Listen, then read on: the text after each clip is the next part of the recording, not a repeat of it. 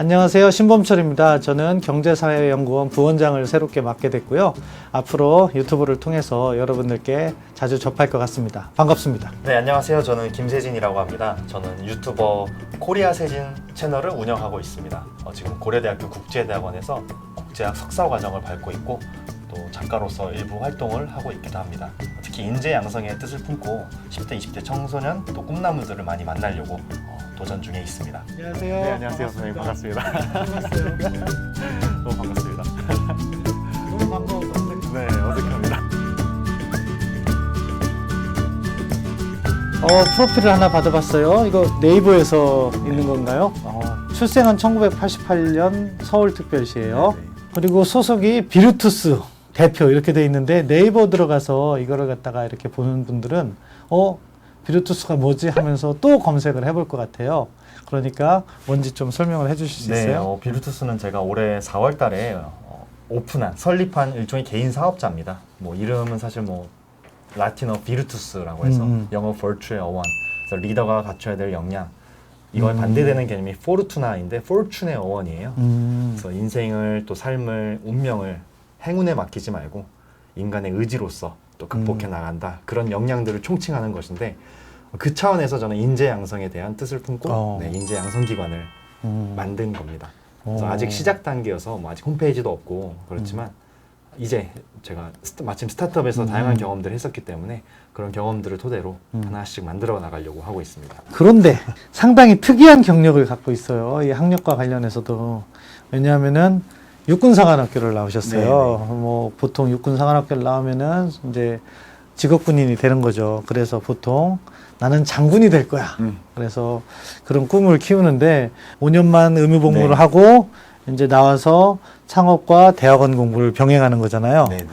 왜 사관학교를 나왔는데 도중에 이렇게 사회로 벌써 이제 민간인이 일찍 된 건데 어떤 것이 계기가 됐나요? 일단 육사를 들어갈 때부터 지원 목적 자체가 아버지처럼 훌륭한 군인이 되고 싶고 나아가서 대한민국이 필요로 하는 리더가 되고 싶다. 이게 제 목적 의식이었습니다. 어렸을 때부터. 그래서 군에서 다양한 경험들을 하면서 이제 사회에 나가서 더 다양한 사람들을 만나고 다양한 세상에서 저를 성장시켜야겠다라는 결심이 있어서 나오게 됐습니다. 처음부터 인재 양성의 꿈이 있었구나. 저는 사관학교 나온 사람 좋아합니다. 왜냐하면 제가 국방연구원에서 인생의 상당 부분을 보냈기 때문에 군하고 밀접하게 일을 해왔고 이렇게 인재들이 양질의 교육을 받고 사회에서 뛰고 있으니까 참 좋네요. 자, 그리고 한 가지만 더 물어보면 책을 많이 썼어요. 벌써 젊은 나이에 책을 2권이나 썼는데 왜 책을 쓰겠다는 생각을 한 거예요? 첫 번째 책은 우리나라의 육사에 대한 정보를 알 수 있는 게 제대로 없습니다. 한국군이 너무 어쩌면 종속적인 사고만 가지고 있지 않을까. 초심을 다 잃고. 그래서 이제 누구라도 해야 했지만 누구도 하지 않은 일을 내가 해보자. 누구나 할 수 있었지만. 그래서 이거를 1년 8개월 동안 익명으로 연재를 했습니다. 그래서 참 독자분들이 많은 좋은 반응을 보여주셔서 1년 8개월 전역하고 나서 이걸 엮어서 출판을 하게 되었습니다. 대단하다. 제가 첫 번째 느낌은 잘생겼다. 오늘 아무 화장도 안 하고 왔는데 보습로션만 바르고. 아니 누구나 네이버 들어가서 한번 보세요. 이거 화면에 나중에 띄워주세요. 그럼 딱 할 거야. 포토샵이 필요 없어. 일단 잘생겼다. 2, 잘 결정했다. 세 번째, 성실한 것 같다. 네. 감사합니다. 그래서 그 3가지입니다.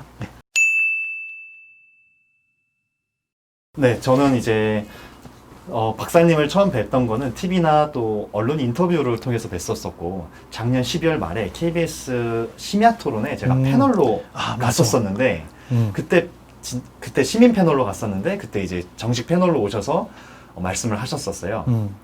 되게 관점도 되게 글로벌하게 갖고 계시고 우리 안보에 대해서 너무 공감되는 말씀들을 많이 해주셔서 놀랐었던 기억이 났습니다. 근데 올해 또 이렇게 경제사회 연구원과 인연이 닿아서 이렇게 만나 뵙게 돼서 정말 영광으로 생각하고 있고 이렇게 정말 감사드립니다. 가장 먼저 궁금한 거는 어릴 때 이제 충남 지역에서 성장하시고 또 북일고등학교 나오시고 이제 법학을 공부하셨다고 알고 있습니다. 또 학사, 석사, 박사도 법학을 공부하셨다고 알고 있는데 이 국제관계, 외교에 대해서 또 국방에 대해서 관심을 가지게 되신 특별한 계기가 있으셨는지. 사실은 계기가 없어요. 근데 저는 그 시작은 약간 우연한 계기에 이렇게 찾아왔어요. 제가 그러니까 충남대학교에서 법학, 공법학 석사를 하고 있었는데, 근데 그때 이제 학생으로서 약간 씀씀이가 컸던 불량 학생이, 아르바이트를 해야겠다. 부모님한테 죄송하지만 용돈도 많이 받았는데, 아르바이트를 해야겠다 생각해서, 대전 대덕연구단지에 있는 전자통신연구소에 인턴 같은 거죠. 위촉연구원으로 아르바이트를 하게 된 거예요. 근데 제가 연구소 체질이었나 봐.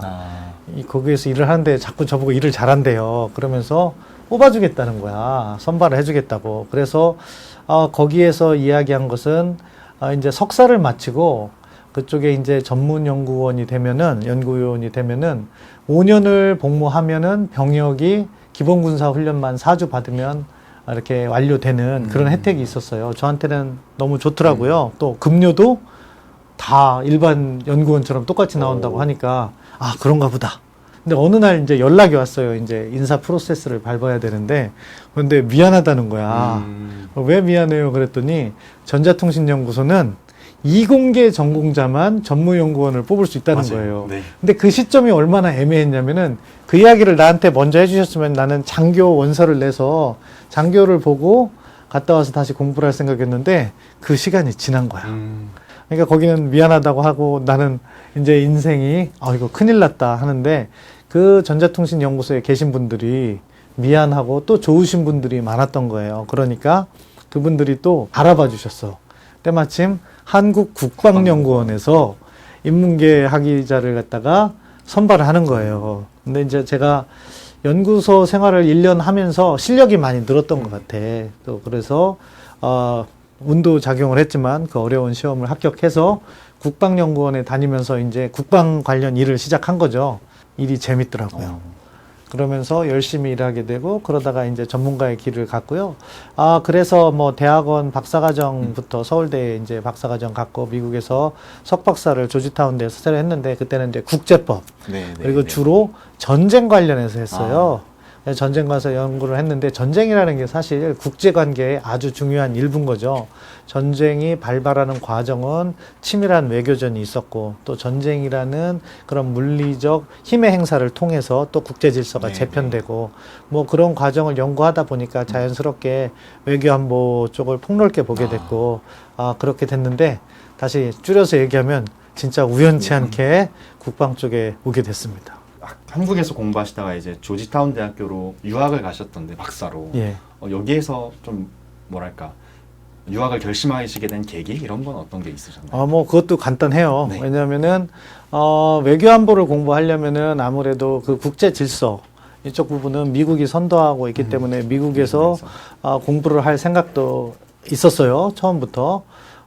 그런데 지금도 젊은이들이 마찬가지로 겪는 고민이라고 생각할 텐데 왜냐면은 미국으로 유학하는데 돈이 많이 들어. 그렇잖아요. 그러니까 돈이 없으면 유학을 요즘엔 엄두를 못 내요. 저는 국방연구원에서 1년에 한 명 제일 일 잘하는 학생을 선발해서 미국 유학을 보내주는 프로그램이 있었어요. 그래서 이제 그거를 갖다가 어떻게 하면 혜택을 누린 거죠. 나중에. 그런데 그 과정이 또 순탄하지도 않았어요. 제가 이제 성적은 1등이었는데 보니까 근무 연수 때문에 뭐 미국 유학을 갈 시기를 놓치기도 했고 또 보니까 한국은 그때까지만 해도 학벌 사회가 있어갖고 서울대 출신을 주로 보내주더라고. 그래서 한 2번 떨어진 다음에 나는 유학 안 보내줄래나 보다. 그래서 이제 서울대 시험 봐서 박사과정에 합격해서 서울대에서 국제법 박사과정을 하고 있는데 갑자기 또 이제 운이 풀렸는지 유학을 가려면 가라는 메시지가 와서 그때 이제 다시 선택을 해서 미국에 가서 워싱턴 DC에 있는 조지타운 대학교. 한국에는 몰라요. 요즘 젊은 세대는 다 알겠지만 어른 세대는 조지타운은 잘 안 알려졌어요. 근데 국제법도 국제 정치 이쪽 분야에서는 거의 탑 5 안에 들어가는 학교였기 때문에 거길 선택했죠. 계기는 뭐 어떻게 보면은 나라의 덕을 받은 거죠. 국방연구원 데서 보내줄 수 있었기 때문에 어려운 형편, 그렇게 어렵진 않았지만 그래도 유학 갈 형편은 아니었던 것 같은데 유학이라는 혜택을 누렸던 것 같고 미국에서 치열하게 공부하면서 많은 깨달음을 얻었습니다. 이렇게 공부하시고 또 아산정책연구원에서 또 연구 활동하시고 또 사회에 좋은 인사이트들을 주시는 과정에서 여러 권의 글도 많이 쓰셨고 또 전문적인 글도 많이 쓰셨을 것 같은데 작년에 이제 하마터면 편하게 살 뻔했다라는 책을 출판을 하셨어요. 이 책을 쓰시게 된 계기가 혹시 있으실까요? 제가 알기로 하마터면 열심히 살 뻔했다 이게 되게 예. 엄청 베스트셀러가 되고 유행을 했었었는데 예. 정반대의 개념으로 이제 또 예. 말씀을 해주신 것 같아서요. 예. 네. 이 하마터면 편하게 살 뻔했다는 책은 서점에서 어느 날 우연치 않게 하마터면 열심히 살 뻔했다라는 책을 보고 반대로 생각이 나서 한번 써본 거예요. 이거는 정말 쓰는데 한 달? 2달? 오. 그거밖에 안 걸렸어요. 와. 평소에 생각을 갖다가 빠르네. 쭉 그냥 에세이처럼 정리하니까 무슨 자료를 보고 써야 네. 되는 것도 아니고 그런데 무슨 계기에 썼냐면은 세상이 살기 힘들잖아요. 네. 그러니까 하마터면 열심히 살 뻔했다라는 책은 무슨 컨셉이냐면은 지금 너무 경쟁이 치열한데 그 치열한 틈바구니에서 열심히 살다 보다 보면 지친 사람들에게 힐링을 주기 위한 그런 힐링도 책인 거였어요. 그래서 빡빡하게 살지 말고 조금 여유를 갖고 살아라 하면서 이렇게 했는데 그 내용 저도 재밌게 읽었는데 그 내용을 보면서 걱정이 되는 거예요. 그러니까 저도 이미 이제 50이 됐으니까 꼰대가 됐는지 그런 걸 보면서 사회를 걱정하면 안 되는데 걱정이 되더라고요. 그러면서 현실은 그렇지 않다.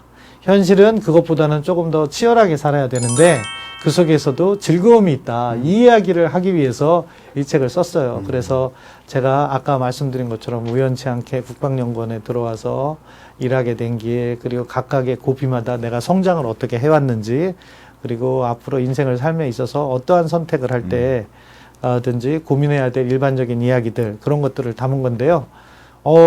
베스트셀러는 아니지만 한때 교보문고의 베스트셀러란에 잠시 올랐었던 적이 있는 그런 책입니다. 지금은 다 치웠더라고요. 그래서 하마터면 열심히 살 뻔했다 보다 더 늦게 나왔지만 벌써 은퇴를 하게 된 그런 책인데 아무튼 기회가 되시면 꼭 저는 이걸 사서 보라는 그런 말씀 안 드리겠고 그냥 교보문고 가서 물어보면 아마 어디 있다고는 할 거예요. 그럼 그거를 서점에서 보시도록 하십시오. 예. 다음에 여쭤보고 싶었던 건 약간 사적인 질문인데 괜찮은데 해요. 언제쯤 결혼을 하셨는지 궁금합니다. 전 결혼을 그 당시에는 상당히 표준. 표준. 지금으로 보면 좀 일찍 했죠. 20대 후반. 예, 28살 우리나라 네네. 나이로 만으로는 26살에 결혼을 했는데 제가 집안의 장손이에요. 그러니까 집에서 자꾸 결혼해라 스트레스를 많이 받았어. 그래서 결혼을 할 여자를 찾아보니까 옆방 아가씨가 내가 그때까지 만나본 아가씨 중에 제일 똑똑해. 그리고 착해. 네. 안에서. 예, 그래서 옆방 아가씨 잘 그럼 설득해서 나름의 CC로 그러면 그래서 결혼을 했습니다. 예. 그래서 비밀 연애를 하셨나요? 조금 주위에는 모르겠죠. 역시 기밀 제일 중요한 포인트. 예, 국가 안보를 다루는 사람이 개인 안보도 철저히 해야 된다. 네. 이거 명언이네. 내셔널 시큐리티만 중요한 게 아니라 퍼스널 시큐리티도 매우 중요하다. 나중에 이제 북한군 시크릿 리포트가 아니라 이제 신범철 시크릿 리포트로 한번 나중에 한번 써봐야겠네요. 네. 확실히 국가안보 전문가다우신 말씀이었습니다. 제가 이제 박사님을 생각했던 키워드는 첫 번째는 뭐 자타공인 외교안보 최고 전문가, 또 두 번째는 되게 설명도 잘해주시고 이런 선생님, 그리고 이제 세 번째는 뭐랄까 박사님께서도 굉장히 청년 못지않은 도전 정신을 갖고 계시다라고 생각을 해요. 그래서 도전 한 이렇게 세 가지 정도로 생각을 해봤습니다. 이제 박사님께서 써주신 거는 첫 번째 전문가, 두 번째 성실, 세 번째 외교안보 이렇게 와. 써주셨는데 거의 맞았어요. 적중했습니다. 와, 뭐 상 같은 거 줘야지 재밌는데. 다음에는 인형 같은 거 하나. 그 방향성을 잃지 않고 한결같이 가면 그게 인생인 것 같아요. 그 팻말들을 보면서 제가 거기서 눈물이 났습니다. 박수가 필요할 것 같아요. 젊은 나이에 이렇게 깨달음을 얻기가, 야, 이렇게 살면 대한민국, 아니, 세상에서 못할 일이 없다. 구독, 좋아요 부탁드립니다.